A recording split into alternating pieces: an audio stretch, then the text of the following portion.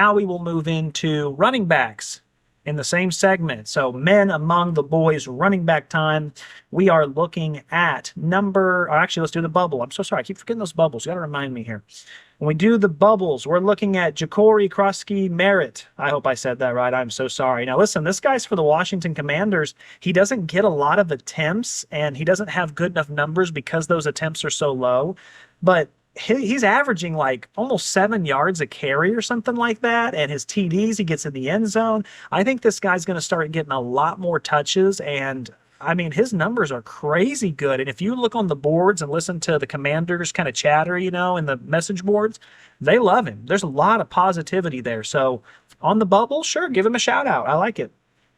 Derrick Henry also, as you can see from that, Derrick Henry's big problem is they just don't know how to use him. At this point, I just think, the Ravens should trade him, get some capital or something. I think the season's a wash and trade him away. They're just not using him. They're running him only 12 times a game. I don't get it. Christian McCaffrey, I put on the bubble again solely for one reason. His rushing is dog water. I get that. But he is number 6th right now when it comes to receiving yards, not running backs. Wide receivers included. He's number 6 as a running back. He's averaging like 100 receiving yards a game or something, like 80, 90, something like that.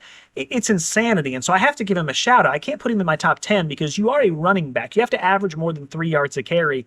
But again, if you're going to average 100, put him up there on the slot at some point. I just, crazy. Now let's get into the list. Number 10. We have Kenneth Walker III. He continues to do really, really well. He has a great average. When it comes to his touchdowns, Kenneth Walker has 3 touchdowns. Not bad. The 4.9 yards a carry is great. He has 330 yards. He's 10th. He's kind of 10th in a lot of stuff, and so putting him at 10 seems fair. I like that. Number 9, we have Kyren Williams. Now, Kyren Williams is 6th when it comes to rushing yards. He only has 1 touchdown. He's averaging 4.5 a carry. They're putting a lot on his shoulders, and I struggled with this because I have a really love-hate relationship with him right now, I wasn't impressed on Thursday night. I saw a lot of showboating. I saw high stepping into the end zone when you're down 2 scores, 2 big fumbles. I know one was on Stafford. No, literally, he's looking this way, trying to catch the ball like this. That's on him, and then he fumbled right at the goal line. I put him here, but be warned. Final straw. I got to see a little more. Otherwise, you're going to be on the bubble next week. I'm just not super impressed, but I'll let you keep your spot. Number 8, we have Jahmyr Gibbs. Jahmyr and David Montgomery were both on the bubble last week, and Gibbs this week really came through and had an amazing game. He continues to have a lot of touchdowns. Right now, Gibbs is 12th in yards, but remember, that's a 2-back system. He's averaging 4.6 a carry. He's got 4 touchdowns. He's a good threat out of the backfield sometimes, only 22 receiving yards, so not the best. But I think he's good enough at this point because he doesn't get a ton of touches. I'm fine putting him at 8. I'd love to see him a little higher, but right now that's where I'm comfortable putting him. Number 7, we have Bijan Robinson. He didn't play, so I didn't want to kick him off the list completely, but he was my number 2 last week. And if you remember, the reason he was my number 2 was because he is running the ball pretty well for the most part, but that's not what's great about him. What's great is his receiving yards. He had 270 receiving yards through 4 games.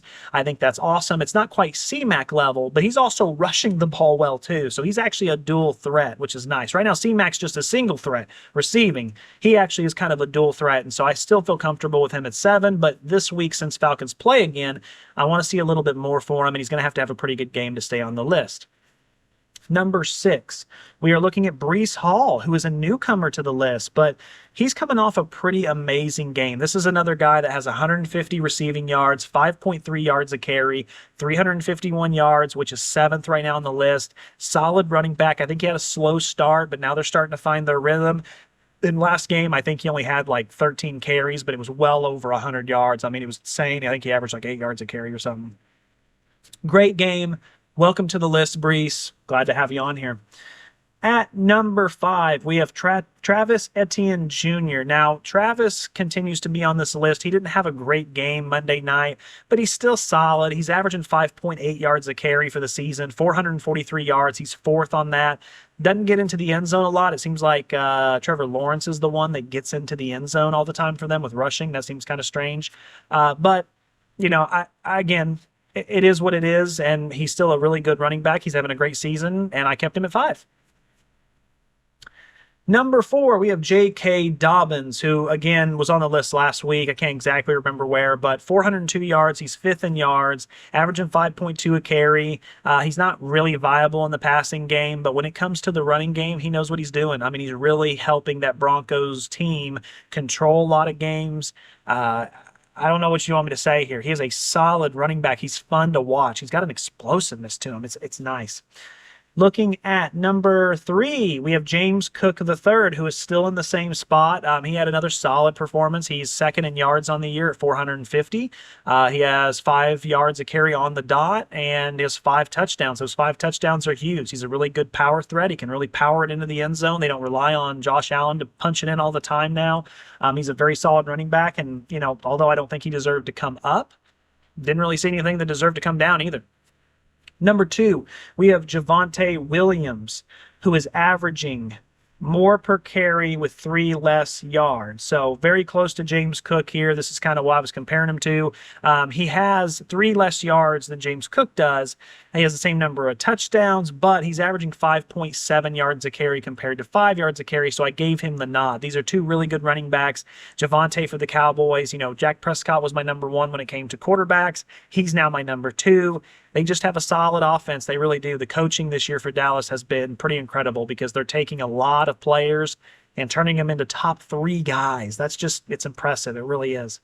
Then we get into number 1 again, which is Jonathan Taylor. No movement. I mean, again, he's number 1 in yards. He's number 1 in touchdowns.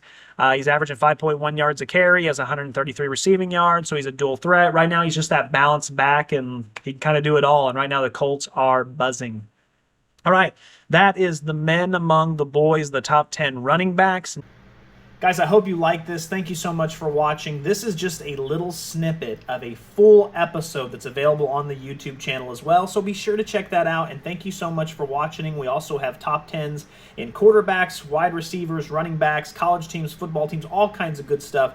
Check out the channel, and remember to like, comment, subscribe. Thank you.